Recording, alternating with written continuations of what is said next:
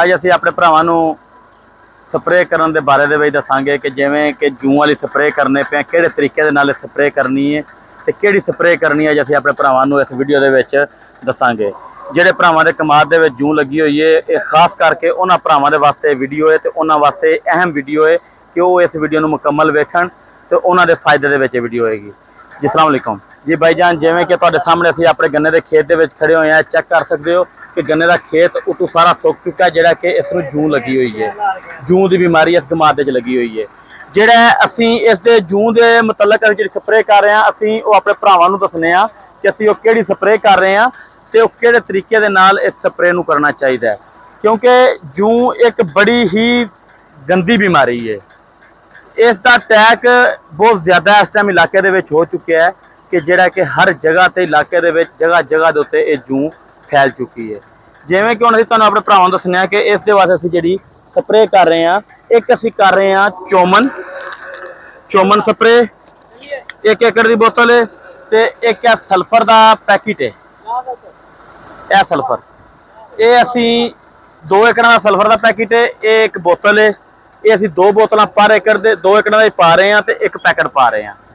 ये जी टैंकी तुहानूं विखा सकने, यह जी टैंकी है ये 3 एकड़ की टैंकी है स्प्रे वाली। असीं इस दे विच इसदा महलूल बनाया होया है कि जिहड़ा असीं इस दे विच 3 एकड़ का यानी कि पानी पा के 2 एकड़ की दवाई पा के इसदा महलूल बना के इसनूं स्प्रे कर रहे हैं तो बड़े आराम दे नाल कर रहे हैं। हुण तुहानूं असीं विखाने हैं कि स्प्रे करन दा की तरीका है ते स्प्रे किवें होनी है। चल बई चला एक बारी बई चेक करिया जे कि स्प्रे असीं जिहड़ी करांगे, इस स्प्रे दे नाल जिहड़ा कि एक एक बुत्था जिहड़ा है वो तवी रहा है। चेक करा बई इधर चेक करते जाओ कि जिवें यह स्प्रे वेखो किवें हो रही है कि थले तला तक जिहड़ा है वो गिला हो रहा है, धुप रहा है। असीं साडा मकसद ये वे कमाद नाल स्प्रे करन दा जूं दा कि साडा जिहड़ा कमाद है ये धुप्पे इधर लिया बई चेक कर सकते हो कि हुण गड्डी जा रही है।